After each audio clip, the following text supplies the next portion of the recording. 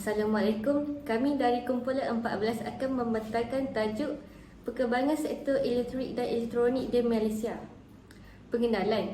Elektrik dan elektronik telah dikembangkan secara pesat sejak pertumbuhan elektrik dan elektronik untuk memudahkan teknologi secara menyeluruh untuk keperluan manusia.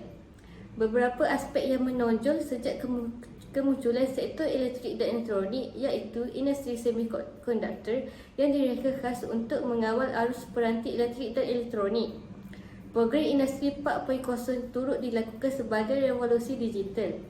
Kemasukan pelabur asing juga semakin meningkat disebabkan kelebihan lokasi sektor industri yang menarik minat pelabur asing.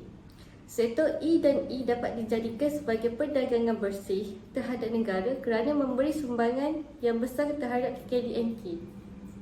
Panjang perkembangan sektor elektrik dan elektronik di Malaysia tidak terkecuali mengalami masalah ataupun isu.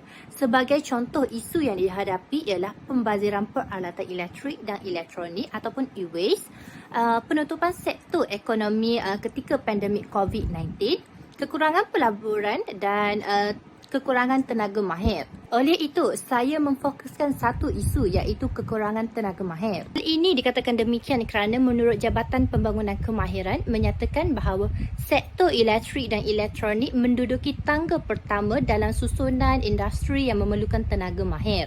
Namun begitu, perkara tersebut tidak terlaksana apabila tenaga mahir dalam sektor elektrik dan elektronik hanyalah 27.3% pada tahun 2016 dan majoritinya iaitu 59.7% mereka terdiri daripada tenaga kerja separuh mahir. Secara ringkasnya, kekurangan tenaga mahir menyebabkan pengeluaran barangan atau peralatan elektrik dan elektronik tidak bermutu tinggi yang menyebabkan sektor elektrik dan elektronik di Malaysia sukar untuk berkembang dengan lebih maju. Okey, seterusnya kita pergi kepada kementerian terlibat bahawa kita tahu banyak kementerian terlibat untuk memajukan sektor elektrik dan elektronik ni. Tapi saya ingin fokuskan kepada kedua kementerian iaitu Kementerian Pendidikan Tinggi dan juga Kementerian Sumber Manusia, di mana Kementerian Pendidikan Tinggi ni mengadakan program pembangunan bakat dan Kementerian Pendidikan Tinggi ni telah memberi sokongan pada universiti dalam meneraju pusat latihan elektrik dan elektronik.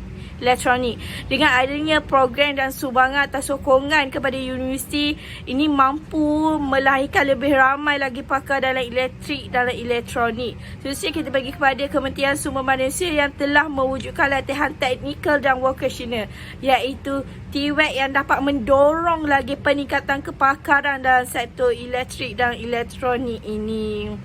Bahawa keterlibatan kementerian ini sangatlah penting dalam meningkatkan lagi sektor elektrik dan elektronik di Malaysia.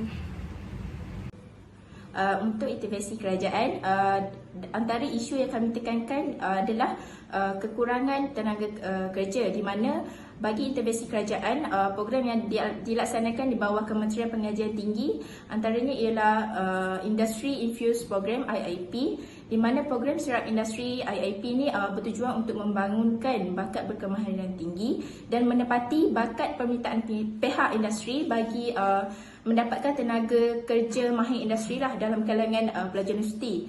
Seterusnya, untuk program latihan industri MOE bekerjasama dengan Intel, di mana kerjasama ini menekankan iaitu melibatkan pelajar universiti bagi meningkatkan kebolepasaran pelajar dalam sektor elektrik dan elektronik. Hal ini, program ini adalah bertujuan untuk meningkatkan ataupun ingin mengatasi kekurangan tenaga kerja dalam sektor elektrik dan elektronik di Malaysia.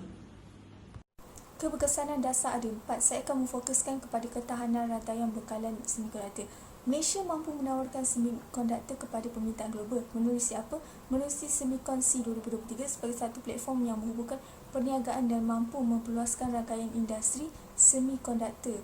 Hal ini ditunjukkan seperti rajah berikut dalam pengeluaran semikonduktor di Malaysia dengan peningkatan kepada RM32.64 bilion berbanding 2021. Cadangan pula terbahagi kepada 3 iaitu kerjasama awal swasta, inovasi dan pendidikan, nilai tambah yang tinggi dalam sektor EE.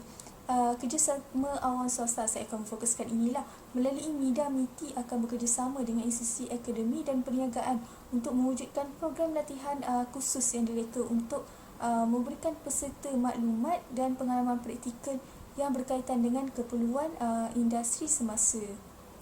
Kesimpulan, sektor elektrik dan elektronik bermula melalui zaman revolusi yang dicirikan oleh kemajuan teknologi yang berterusan. Perkembangan industri kemampuan yang dinamik ini yang turut memacu inovasi. Keterlibatan aktif agensi dan kementerian dalam menyokong inovasi dan pendidikan turut menyumbang kepada pembentukan sektor yang dinamik dan berdaya saing.